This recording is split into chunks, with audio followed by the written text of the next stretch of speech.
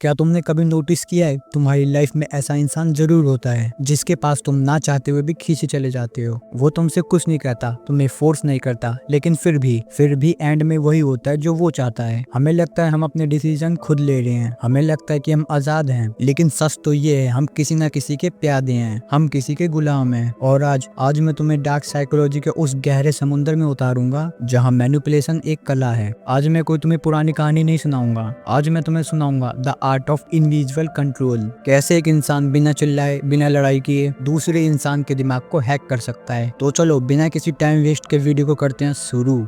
सबसे पहला रूल, अगर तुम्हें किसी को कंट्रोल करना है, किसी के दिमाग में अपनी जगह बनानी है, तो तुम्हें एक ब्लैक होल बनना होगा। अच्छा सोचो एक नॉर्मल कन्वर्सेशन के बारे में। दो लोग मिलते हैं तो क्या करते हैं भाई, इंफॉर्मेशन ट्रेड करते हैं कि मेरा नाम राहुल है, मैं इंजीनियर बनना चाहता हूँ। फिर दूसरा बंदा कहता है मेरा नाम अमन है, मैं क्रिकेट खेलता हूँ, मुझे क्रिकेटर बनना पसंद है। ये सब नॉर्मल है, लेकिन एक कंट्रोलर, डार्क ऑब्जर्वर ऐसा बिल्कुल नहीं करता। अब जब तुम किसी से मिलते हो तो अपने बारे में बताना बंद कर दो, क्योंकि ह्यूमन साइकोलॉजी का एक ग्लिच है कि हम खामोशी को बर्दाश्त नहीं कर सकते। जब सामने वाला चुप हो जाता है, हम नर्वस हो जाते हैं और उसी चुप्पी को भरने के लिए हम अपनी सीक्रेट निकालते हैं, उसे भरने लग जाते हैं। तो इसीलिए खामोश रहना सीखो। और अब मैं तुम्हें बहुत ही इंपॉर्टेंट टास्क देता हूँ। मान के चलो आज संडे है, कल मंडे होगा, ठीक है? तो तुम जाओगे स्कूल या कॉलेज या ऑफिस, ठीक है? एंड लोगों के बीच में बैठे हो तो तुम ट्राई करना, जब भी कोई तुमसे पूछे तुम्हारा वीकेंड कैसा गया था, तो बजाय पूरी कहानी सुनाने के बस इतना सा बोलो, इंटरेस्टिंग था।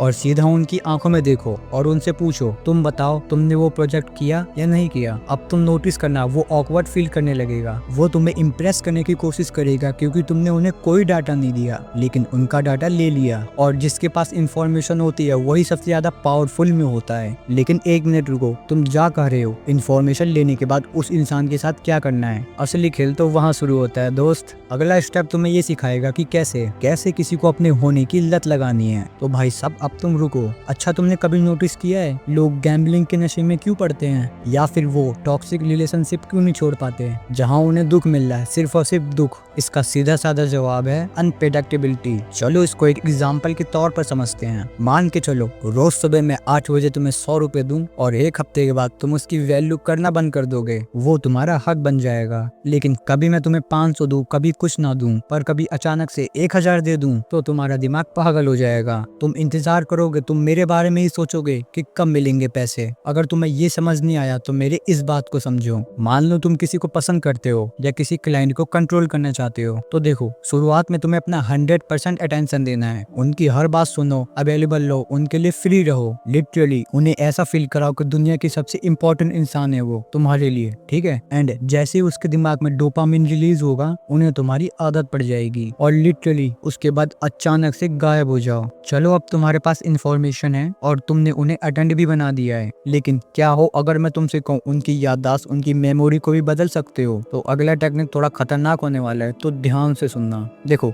सबसे बड़ा माइंड गेम वो है जब तुम सामने वाले को उसकी खुद की रियलिटी पर शक करने पर मजबूर कर दो। देखो इसे कॉमनली गैस लाइटिंग कहा जाता है, लेकिन डार्क साइकोलॉजी में इसे बेस्ट इफेक्टिव इम्प्लीमेशन कहते हैं। अब मेरी इस बात को जरा ध्यान से सुनना। देखो जब तक सामने वाला अपने दिमाग पर भरोसा करेगा, वो तुम्हारी बात कभी भी नहीं मानेगा। लिटरली लिख के ले लो, कभी भी नहीं मानेगा। कंट्रोल इस्टेब्लिश करने के लिए तुम्हें उनका सेल्फ डाउट एक्टिव करना होगा। लेकिन हाँ, ऐसा कब होगा जब मैं तुम्हें बताऊंगा। लेकिन हाँ, तुमने अब तक वीडियो को लाइक नहीं किया तो कर दो भाई। क्या कर रहे हो भाई? कर दो लाइक और सब्सक्राइब, अगर तुम्हें थोड़ी सी भी वैल्यू मिल रही हो तो चलो आगे बढ़ते हैं। इस चीज को हमेशा याद रखना कि एक मास्टरमाइंड इंसान कभी भी ऑर्डर नहीं देता। अगर तुम किसी को बोलोगे भाई प्लीज ये काम कर दो, तो सीरियसली वो तुम्हारी प्लीज नहीं देखेगा, बल्कि उसका ईगो बीच में आ जाएगा। वो कहेगा नहीं तू खुद कर ले। लेकिन तुम उसे ऐसा फील कराओ कि यह आइडिया उनका था, तो वो उस काम को करने के लिए अपने जी और जान दोनों लगा देंगे। अब मैं तुम्हें यहाँ पे एक बेस्ट एग्जांपल देता हूँ। मान के चलो तुम और तुम्हारे अपने दोस्त को मूवी देखने जानी है, लेकिन थिएटर पे दो मूवी लगी है,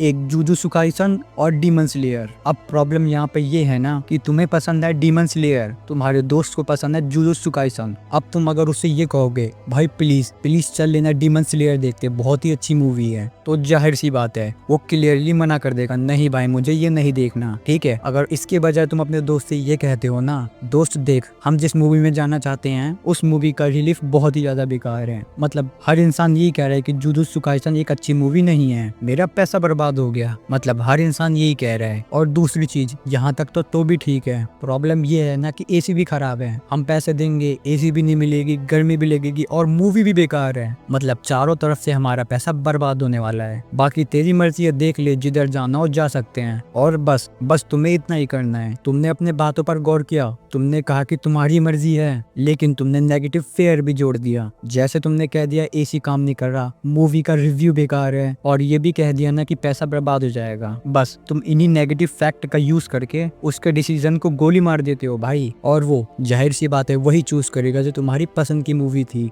जैसे कि डीमन स्लेयर। मतलब दुनिया में 99% चीजें डर की वजह से खरीदी भी जाती है और बेची भी जाती हैं, और तुम्हें भी इसी चीज का यूज करना है, इंसान डराना है, और ऐसे डराओ कि जीत भी उन्हीं की हो और उनको लगे कंट्रोल हमारे हाथ में है, लेकिन कंट्रोल असल में तुम्हारे हाथ में ही होता है। बाकी आई होप तुम्हें वीडियो सही लगी हो तो लाइक सब्सक्राइब कर देना, एंड कमेंट में जो भी सवाल हो तुम पूछ सकते हो।